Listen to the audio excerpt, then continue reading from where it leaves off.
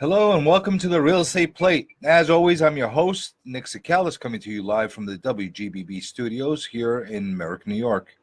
And hopefully everything is working properly as far as there being any kind of sound or major issues. It looks like from one of the responses on Facebook Live where the sound is working properly. And I apologize for the past few shows of having all these issues. We actually have revamps that are going to be posted online within a very short time period of the past shows, and that way everybody could be able to hear what I was actually talking about instead of just seeing me ranting with no sound over the past couple of weeks. So I'm glad that that's working. I actually I got so involved with the sound that I didn't actually put my headphones on, and I can't hear what I'm doing right now. So I'm glad that at least the audio is working on here, and hopefully I didn't lose too many too many people listening over the past couple of weeks because of it. But that being said, it's been a really crazy type of environment that we've been living in the real estate world. A lot of ups and downs, peaks and valleys, and a lot of questions as far as where this market is going. And I'm going to stick to what I've been saying for the past week, past couple months. That we're basically at one of these tug of wars where we have resistance coming from sellers that are not quite ready to understand that there's a change in this market and that they're dealing with a lot more inventory that they're competing against. And we have the other side of the tug of war, which is the buyers that are resisting and taking their time as far as putting offers in. And that's due to the amount of inventory that's out there. Now, prices haven't really been affected for the most part, whether it's up or down. You haven't really seen that. But what we have seen is just places staying on the market for longer time periods. And that doesn't mean that's the case in every single market, every single region that we're dealing with. There's still some areas, some sectors that are hot. And there's some other areas that just have stagnated and they're just kind of plateauing right now. And again, that's not a bad thing. It could be a positive thing for both sides. And it's basically what you want to call an adjustment. That's where we are. The thing is, the interest rates are ridiculously low, and they've been continuously hitting lower rates. And if somebody's that's on the fence and finds the place that they really think is a good fit for them, they need to jump on it and take advantage of the rates. Yeah, I don't mean get into a bidding war and that kind of thing unless it's that type of environment, but still, the worst thing that you could do is say, I think everything's going to drop, and you sit there and you lose one house after another that is really viable houses for you and not even put offers on them because you never know what's going to happen. So it's a really odd type of environment. I've been getting questions from people coming to me from all type, from all over the spectrum, whether they're other professionals that are coming in, like kind of. Some people are actually crying and basically say, "Well, I don't know why it's not working." I'm like, you have to adjust. The thing is, if you're going to be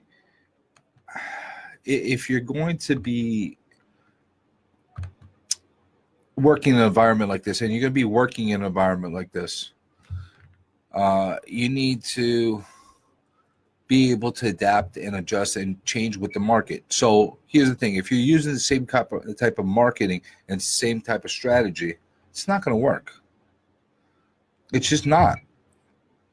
You have to adapt and you have to change. Sorry to tell you this, sticking a sign on the lawn and waiting for herds of people to come and buy your house or buy a house that you're selling, it's not going to happen very often in this type of environment. You have to actually get yourself out there and distinguish your properties and have them stand out a little bit more compared to what the rest of the market is producing. I mean, it makes it's common sense. You know, it's I don't know why people will come and ask me these questions, especially people that are seasoned that know better. They've gone through all different cycles of the market.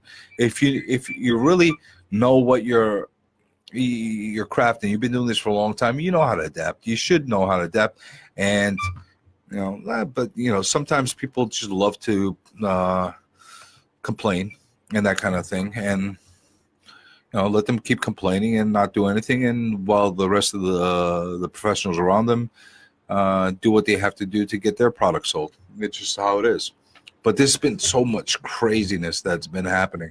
We're looking at the rental type of situations that have taken place over the past few weeks, ever since they passed that statewide amendment that changed the way landlords and tenants are being affected with their rights on rental homes or rental apartments, especially when you're talking about places like that are stabilized and controlled.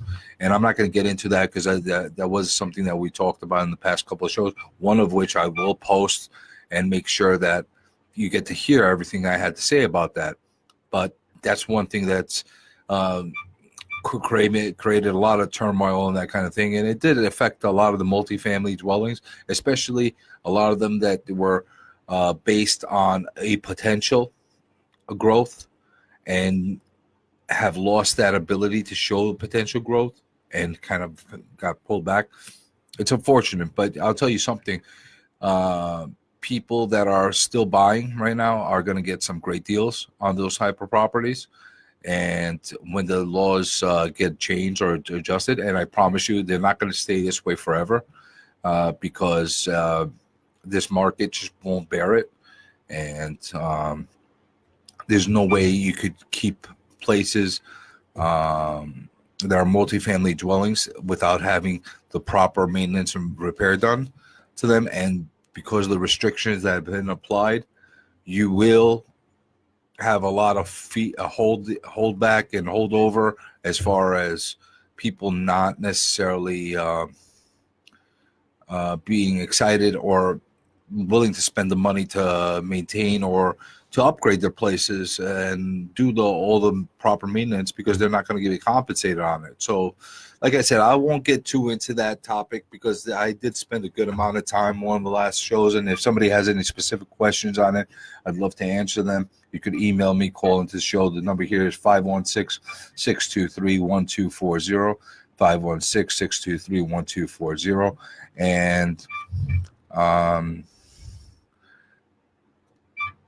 it's just what it is. But now, besides that, we have the basic reassessments that have been affecting a whole lot of places over in Nassau County.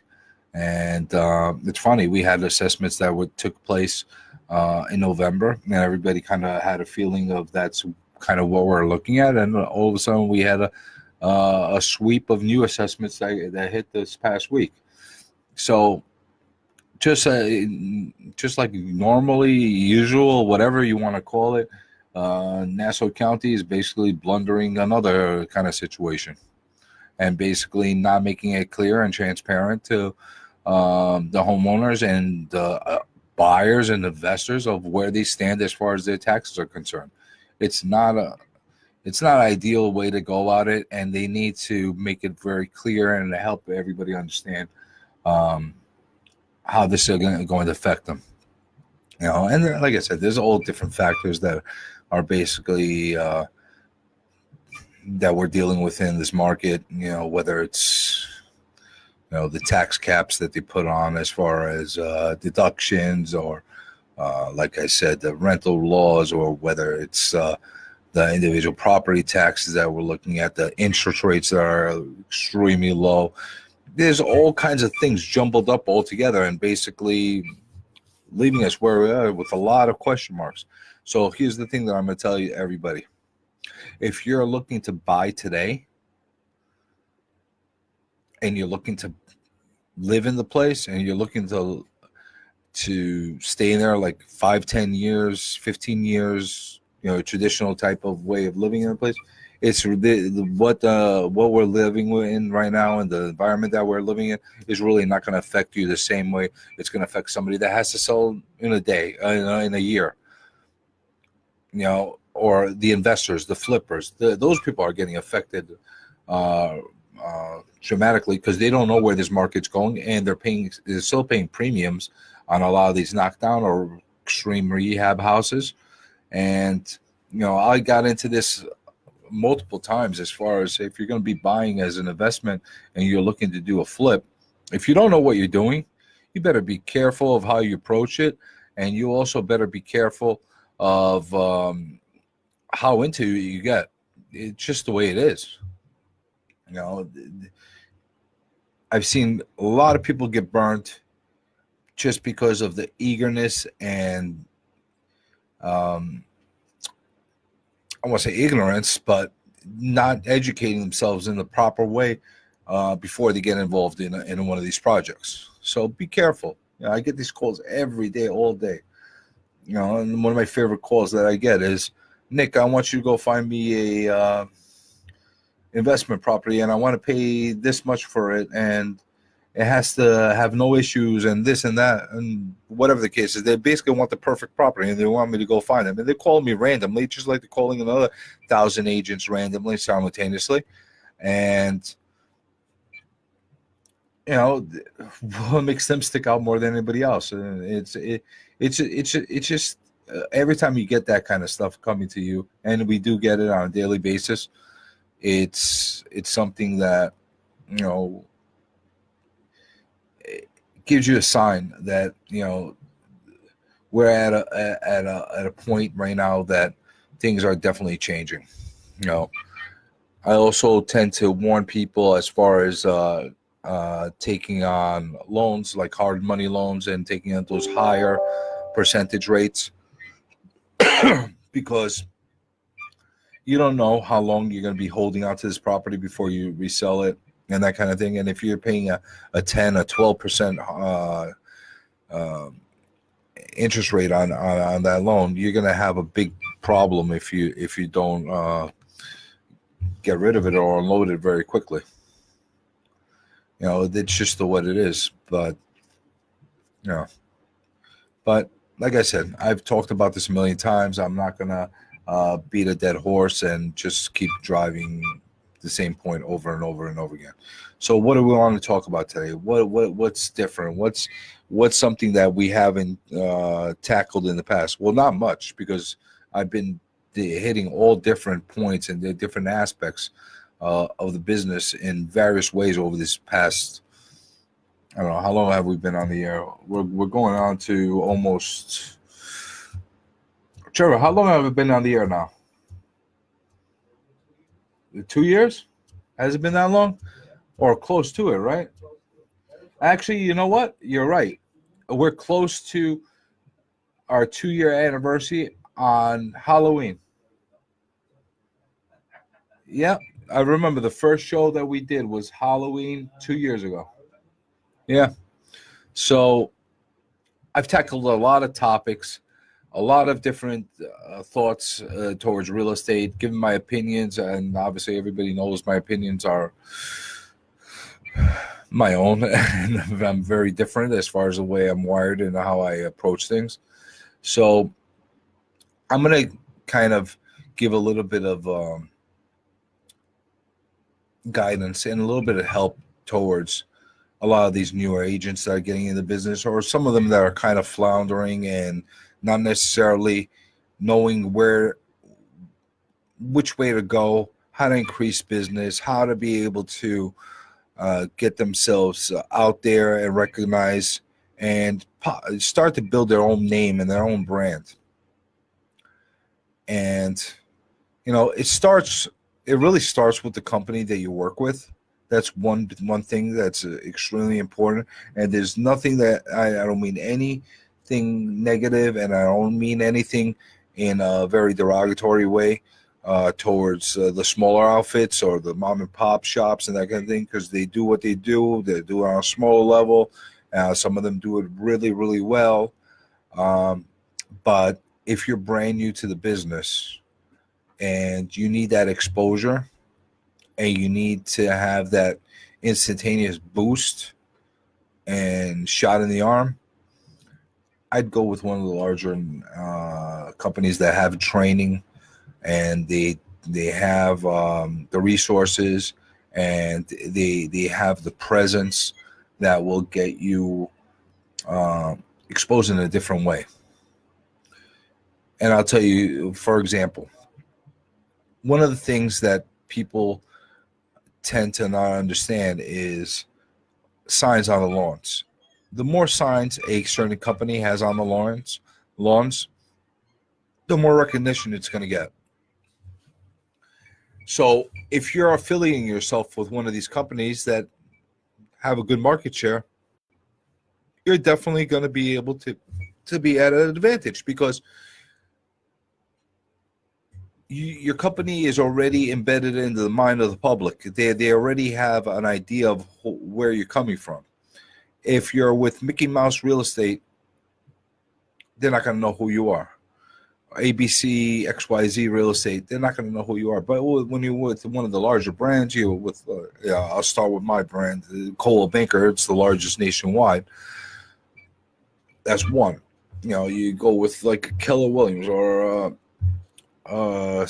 Douglas Elliman or one of the larger brands that at least recognize. People know them. That's the one approach you want to take. And I'm not saying that one's better or the other, but there is a lot more value that some bring to the others than the others. And it starts with the education, it starts with the backing, it starts with the culture within the offices. It goes with what kind of feel and vibe that office has and that company has amongst their individuals that are working with them, and if you're a good fit for them. Because I'll tell you something, what might be good fit for somebody, like if you're really looking at it and you're more laid back, you might want to be in one of these more laid back companies. If you're really on it and you're jumping, like you want to get business done and you like to be in an environment where everybody's very competitive, that you want to be in one of those type of companies. You have to feel them out. You have to interview them. And don't get me wrong, everybody thinks that when you go to these companies, for the most part, you're being interviewed, and if they're willing to take you, and for to some extent that is correct, they are interviewing you, but you're also simultaneously interviewing them, and you should be asking all the questions. What can you offer me? What is part of being with your company? These are really important things. What can you do to get me started off? These are all super important things. Forget about splits and forget about how your compensation goes and stuff like that. If you're starting from zero and you don't have any kind of backing or any kind of background as far as this business is concerned, they could offer you zero. They could offer you 100% of whatever you're making. It doesn't mean anything. You need to be in an environment that's going to help you grow. So you want to look at it from that point. The other thing that is extremely important as far as how you're going about it and how you get yourself started. When you're brand new to the business, you're really nobody. Sorry to put it like this. You're really nobody. Nobody knows you as far as somebody that can get this things done in this business. It's what have you done for me lately? What is your proven track record? And you're basically struggling and at a point where you need to at least get something under your belt before you get to that next thing. And that's the hardest thing. A lot of people don't want to give you that opportunity. Some people are fortunate. They might have somebody that they have a friend or a relative or an acquaintance, somebody that's willing to give them a chance to get themselves started. And that's always a great way to get started because you start from that platform and move on. As long as you do the right thing for that client or customer, you want to make sure that you're actually servicing them correctly and doing the right thing and getting the business done. So that's one thing that's extremely important. And like I said, if you don't have that type of help, and you don't have those people that you would know how to get started off with, their friends, family, acquaintances, then it gets hard. You gotta basically grind the phones. You have to get yourself out there. You have to do everything you can to help people understand that, hi, I exist, I'm here. And usually that starts with a niche. It really does, because if you don't have your own specific niche and you don't have something that you're really, really good at, you're going to have a really hard time of capturing that first initial business, that thing. And, it doesn't have to be something that you're an expert in. As far as that niche concerned, I mean, you could be an expert in multifamily houses. You could be an expert in commercial properties. You could be an expert in splits that you're selling, or little ranches or colonials, whatever the case is. You make yourself the expert. You learn that part and facet of the business inside out. But it doesn't have to be limited to being well versed in just one sector of the business. Your niche might be actually customer service, and maybe what makes you stand out more than anybody else is the way you treat your clients and your customers, and the respect that you give them, and the way you're willing to hold their hand throughout the whole process, and willing to understand their needs and their concerns, and do what is necessary to help appease them, and to help put them in a position where they feel that at the end of the day, whatever decision they make, whether they're buying or whether they're selling, you did everything within whatever humanly possible to be able to help them. And if you take that approach, that might be your niche. You might be that person. Maybe you have the bulldog approach, where you basically run in and they send you to go and constantly find them more and more property. You're showing them a million things all day, or whatever the case is. Like a bulldog, you're constantly getting in with it, and you're doing what you need to do, and they like that as well. Some people like the more aggressive, some people like the more subtle approach. It is what it is, and whatever works. And you have to develop something. You have to, maybe you're a great talker, maybe you're a good schmoozer, maybe a good something. You have to get that niche. Maybe you're the guy that wears that pink shirt all the time everywhere you go. Run with something, find something that you could really gravitate to, and run with it. And then you could at least start developing your identity and your brand, and the thing that the consumer or the client most identifies with you. That's my best advice I could give to people that are starting out to the business. Because if you try to get involved in too many things at the same time, without having the experience and the knowledge and the education of how to get it done, you're going to end up making a lot of mistakes. And that's okay to make mistakes. You want to make mistakes as long as they're not major, and learn from them. If you're not making mistakes, you're not learning. So you have to make it, especially in the beginning, you have to make some mistakes. But you have to be willing to adapt, and you have to be willing to learn. But you also have to take an approach where you look at yourself and say, how am I going to stick out to everybody else? What am I going to do to help them, and be that guy, that go-to guy in one sector or another, or be that guy that people can trust for one reason or another, and be willing to give them their business. There has to be something. There has to be something. There has to be an identity. There has to be a brand. There has to be a mindset. Because if you don't have that, I promise you're not going to last. Either you're not. There's a reason why 80% of the people that get their licenses in the first year, they drop off in this business. And there's a reason why there's 26,000 agents that are all across the island in Queens. And I'd be very, very, what's the word?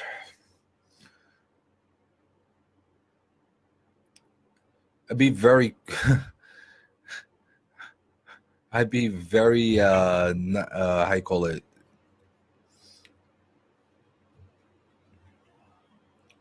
I can't even find the word. Less than 5 to 10% actually do the business. I'm trying to be as nice about it, and I'm trying to not be derogatory or say negative things about the masses of people that are in business. But the truth be said, the majority is not equipped for this business. There's a certain percentage. There might be 10% of this business that really is the ones that are running and getting the job done. And they're doing the majority of the business. And there's a reason for that. There was an old saying, 10% of the people do 90% of the work. And that's really the truth. That really is the truth. And you don't really realize that until you're in it and you see it with your own eyes. So it's a harder market to get yourself involved in to start with. You don't have to be a rocket scientist to get your license. That's the easiest part of the business, to go actually take the class and then pass the exam and then go take your Department of State test and then get yourself licensed. That's the easiest part. Once you get that license, though, what do you do with it? How do you get something done? Because I'm seeing this on a daily basis more and more and more. And, I used to not pay so much attention to these kind of things because I always worked almost like tunnel vision as far I got to get what I get done. I got to look after my business and my team's business and just focus on that and not worry about what everybody else is doing. But as I'm, I guess, getting older, I'm becoming a senior in this business in some ways. And I'm starting to see younger agents or newer agents coming to me, asking me for advice and asking me for some kind of support and that kind of thing. I find it that a lot of people don't really know what they're getting into until they're in it. And then they get disillusioned. You have to put the work in. You really do. And if you don't put the work in and you don't have the time, that's a big problem. You don't have to put 100 hours a week in this job, which I do, because that's just the way I am. And some other people are like me as well, and we do. But there's other people that are very efficient, and they put half the amount of hours, and they're very productive with those hours. You don't even have to put 50 hours a week. You don't even have to put 30 hours a week. But you have to put a certain amount of time every single day into this business. But the time that you do actually commit completely and do everything you possibly could do to actually make the best of it. You have to have a program. You have to have an agenda. You have to know what it is that you're looking to do on a everyday basis. Because I'll say one thing. There's a lot of business out there. There's a ton of business out there. There's a lot of people that are looking to sell their houses. There's a lot of people that are looking to buy their houses. There's a lot of people that are looking for investments. And there's a ton of people looking to rent. And you know what? Those are all streams of income for a real estate agent or real estate broker. And for somebody to say there's no business out there, no matter how bad the market could possibly get, and I promise you, there's going to be a time when the market turns and we go down through a down cycle. It's normal. It's going to happen at one point or another. When that's going to happen, I don't know, but it happens.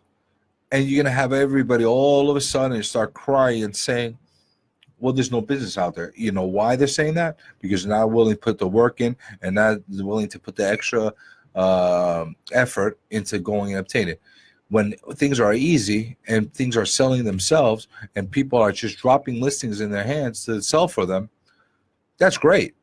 But when you actually have to work to get this business, or when you actually have to work hard to actually sell your product, that's when things become difficult. Oh, this market's terrible. Things are not going well. And what are we going to do? Well, you know what? Rethink things, adapt, put the work in, put the time in, and do what you have to do. We have a huge responsibility to the people that hire us. We're not talking about a couple of dollars. And even if it was a couple of dollars, you still treat it the way it needs to be treated, because somebody is giving you the respect and they're actually investing their trust in you and basically doing what they need to do. They're asking you to help them with their financial type of situation, because don't get this in any way whatsoever misconstrued, because as a real estate agent or broker, you are in a position where you are a fiduciary to them. They trust you. You do have a fiduciary duty to them, and you need to do the right thing by them and put every effort and every way to make them whole, whatever they're doing. Sometimes they like what you have to say. Sometimes they don't like what you have to say. It's just the nature of the beast and the nature of the business. But you have to always do the right thing. And you have to put the work in. And you have to not give up and say, this market sucks. I don't want to do this anymore. Well, it doesn't work that way. Either you're in it or you're not. So if you're going to be in this business, you have to put the time and you have to commit to put 1,000% into every single minute that you commit to this business. Again, you could be doing this for 20, 30 hours. You could be doing this for 100 hours. But minute number 1 to minute number 1 million should be the same effort, the same approach, and the same tenacity. It's just the way it is. You have to do it. And like I'm saying, I see people with really rude awakenings as far as what they're getting out of this. It astounds me. It shocks me. You know, the people think that this is an easy business. It's not. It's not the way it is in $1 million listing and that kind of thing, because you don't see everything behind the scenes. You know, and I know a lot of those guys. They bust their butts. You don't see that on TV. You see a lot of the glitz and the glamour, but to get to where they got, they had to put the work in. And, you know, you have to do what you have to do. No, but that's my advice to the people getting into the business, people that are looking for an approach and the way to go about it. But I'm going to wrap around and I'm going to divert back to something I touched. I don't remember if it was last week or the week before. And as far as people's approaches to the business and how they're portraying themselves and their products. So what I'm saying is, because I feel like I feel like certain people in the industry are they're kind of poking the bear, and they're kind of trying to get a reaction out of somebody. I don't know who they're trying to get a reaction from, because initially it's going to come back and burn them at the end. So you have a lot of dirty tactics that happen in the business, and big surprise that people play dirty in any type of business, let alone real estate, which is one of the things that we're notorious for, playing dirty against each other. But some people are so blatant and they're so dirty as far as how they go about it.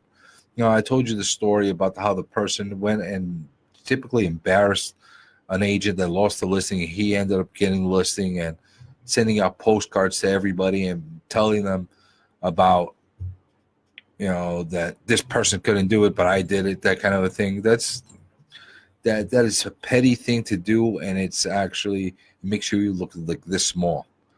But same guy actually sends postcards and big flyers out, like bragging about what he could do, what his team could do, which is inflated, extremely inflated, and then saying that if he doesn't, if he can't sell it, he'll buy it and stuff like that. And you got to be careful when you go and do these kind of campaigns, because you better be able to back your words up. Because I'll tell you something, if I turn around and say to a seller, if I can't sell it, I'll buy it, I better be fully prepared.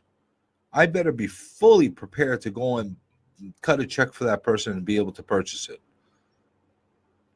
Because if I can't, then that makes me, one, a liar, and two, it makes me a joke in the industry. And people that do things like this and gimmicks like this, they need to be careful, because they're going to get called out on these things at one point or another. They really will, and it's ridiculous. I saw people, like here on Facebook, I see people taking out plaques and like bragging about how they got an award for something. And the funny thing is, a few weeks ago, maybe about a month ago, I had brought out a letter that had come in from something like the Real Estate Institute or something like that. That it's a complete scam. It's basically telling people that I'm a top 10 broker in all of New York. And I kind of laid it out. For you to say something as bold as saying that you're the top 10 broker, top 10 agent or broker in New York, you better have done some serious business.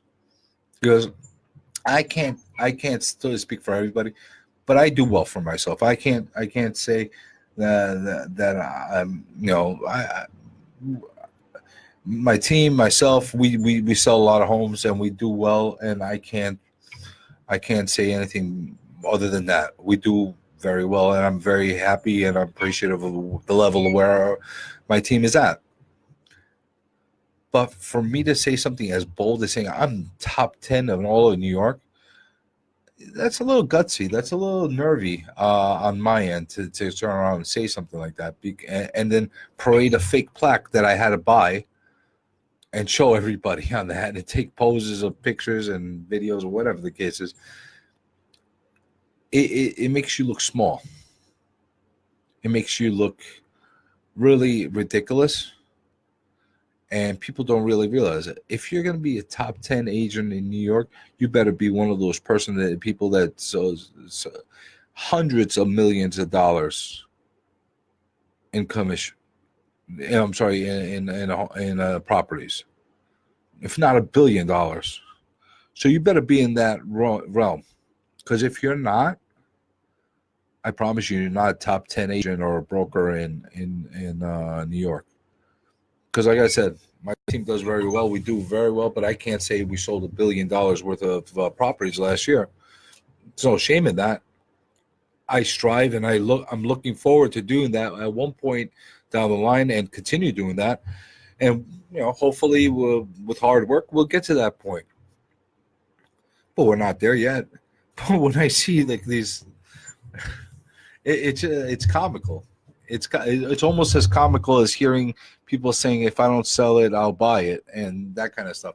And these are dangerous gimmicks. These are dangerous things to turn around and say that, because you bring up false expectations to people. You basically you put yourself in a position where you could easily turn into the butt of everybody's joke, whether it's your peers or whether it's the public, how they perceive you, or a lot of different things. So, don't get duped. Honestly, this goes to all the agents. If you get these letters that says, you just won, whatever the case is, yourself on your productivity, whether you're a top agent or not, within a region or within an entire state or the country or whatever the case. It's like the old who's crap that used to come out. You had to pay to be in the Who's book. What does that mean? Nothing. It was a joke. So you have to be careful of what you do. And instead of focusing on buying false plaques and buying false awards or whatever the case is, just go out there and get the job done. Sell houses. Have people see your sign everywhere. And I promise you, that's the biggest award out of everything. When people tell you, yeah, you did a great job, or I have complete faith in you, that's your award. That's what you should be striving for. And that's what you should be going for. And then all the other stuff will come down the line. It will come down the line. Trust me. I never went running for awards. I never went chasing to get them. But it happened eventually. And I was getting recognized for the work I did, but not because I went looking for those recognitions. It just happened because of the volume and the productivity that I did. And that's going to happen with anybody that's willing to put in the work. And, you know, jumping the gun and going for false recognition or false awards is not necessarily going to help you. You know, it's not necessarily going to give you a jump start. It actually may hold you back. You know, like I said, it's a dirty business. It's the kind of industry where people will call you out. And I'll tell you something, your competitor will call you out. You know, if you go interview to take on a certain type of business or list of property, and, you know, the seller says, well, I interviewed this person, I guarantee you somebody's going to call you out on what you do. Not a good sign. And definitely not a good sign. So do your job, work hard, play clean, and at the end of the day, the results and the rewards will come. Or continue doing what you're doing, and you'll get hurt for it down the line. It's just the way it is. You know, everything has a way of coming back around to people. And if you don't do things the right way, they always find a way to come back to you. On that note, I'm just going to make a point. I've been drinking my coffee here, and I didn't do my push and my plug to get Starbucks to be my sponsor. I'm going to say this again and again and again. I drink coffee probably more than anybody else I know. I drink Starbucks coffee. Everywhere I go, I have a cup of Starbucks in my hand. So I'm waiting for that endorsements. WGBB is waiting for that endorsement, right, Trevor? Of course. So let's get that endorsement. Let Starbucks sponsor us. And I'll say nice things about the type of coffees I drink. Now I'm just endorsing that I have a cup of coffee, but I'll let everybody know what kind of coffee I drink and that kind of thing. Whoever's interested in that. I'm sure everybody doesn't really care. But that being said, you know, like I don't want to bash people. I don't want to really go on rants about how people operate. Like I said, I like to do whatever I do and be focused on myself, my team, and everybody that works around me, and bringing out the best in them. But sometimes I see these things and they really annoy me. Honestly, they just do. And I'm the kind of person that I can't hold things back. If something really annoys me, I'm going to say something. You know, some people like it, some people don't. You know, some people appreciate it, and more people don't.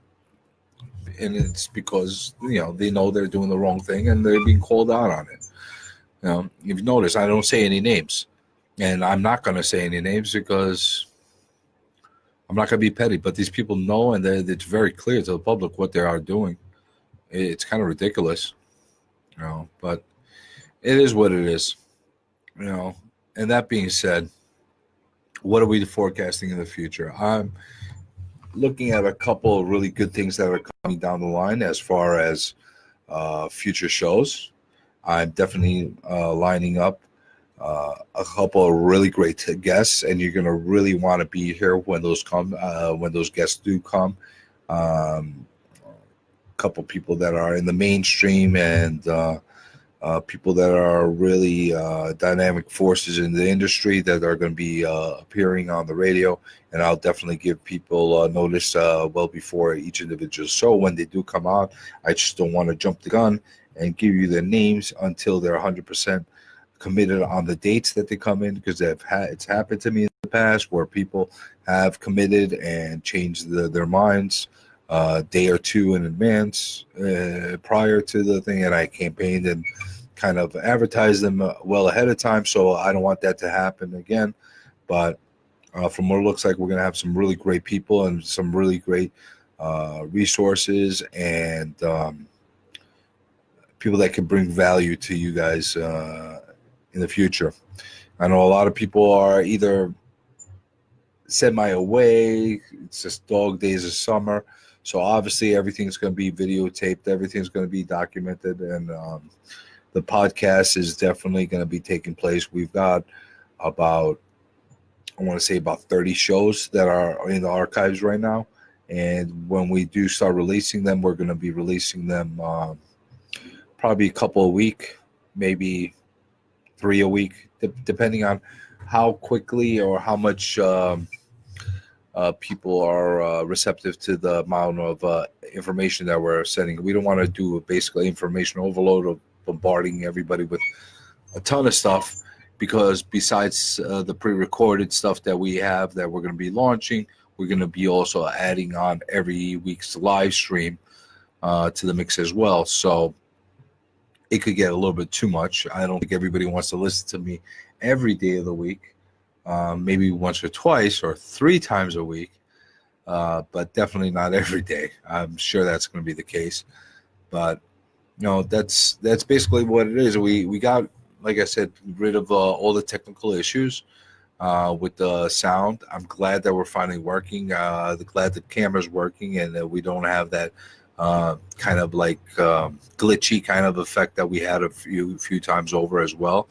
And looks like we're finally getting into 2019 as far as being able to broadcast correctly, not only through the radio, which the stream on AM and FM dials has been going flawless, but now through our streaming devices on the internet. And I'm also going to put this out there for everybody as far as any type of topics or any kind of material they'd like me to go over the next few months. I'd love to be able to package the show around people's needs. The emails have been great. The feedback has been great. Even the hate mail has been great. I love it all. Whether you hate me or love me, that's great. It means I'm getting your attention, and I basically touch you in a way where you took the time and effort to send me a hate mail. So I love that as well. So I don't know about you, Trevor. Do you get any hate mail? Sometimes in my email, yeah. Yeah, I love it all. Honestly, I really don't have a problem. I get more positive and more nice things said to me on the email, but I get a good amount of hate mail too. People, Yeah, I get them a lot. People say you suck and you're boring and stuff like that. And that's okay. I love it when they send it, and at least to give me a criticism that actually helps me. If you hate me, tell me why you hate me. That's right. Maybe I'll do something to improve myself. If you love me, tell me why you love me, because that way I could keep doing what I'm doing and keep everything going on the right way. So keep all the emails coming in, all the private messages, everything through Facebook. Just keep doing it. And for everybody that doesn't know, the email address that we have that we receive for the radio show is the real estate plate radio at gmail.com, and it's spelled exactly the way it sounds. I know it's one long word, but that's the easiest thing I could find that would associate with this show. So real estate radio at gmail.com. I get them coming to me because I'm a public person where I have all my business and stuff information online anyway. So a lot of people send them to my business email. try to refrain from doing that, please. It just kills me, and a lot of stuff goes to spam anyway. Send it to the Real Estate Play Radio at gmail.com address, and I promise you I will get back to you. I do get back to every single message I get, and whether it's in immediately or within a reasonable time, I always get back to everyone within 24 to 48 hours max. So I appreciate all the positive stuff, all the negative stuff, and everything pertaining to the show. And I hope everybody has a great night. I hope everybody has a great week.